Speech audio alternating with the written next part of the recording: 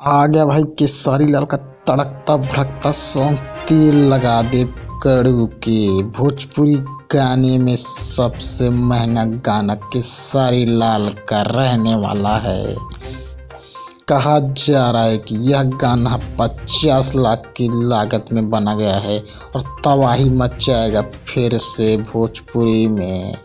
पीछे छोड़ जाएंगे सारे सिंगर और एक्टर, केसारी लाल के आगे कोई नहीं टिकेगा उनके फैंस का कहा जा रहा है। आपको क्या लगता है ये गाना कितना वायरल होगा कितना नहीं, कमेंट में ज़रूर बताएं। और चैनल पर नए हैं तो चैनल को सब्सक्राइब जरूर करें। केसारी लाल ने कहा है प्लीज़ इस गानों को सपोर्ट करें। चलते हैं, धन्यवाद।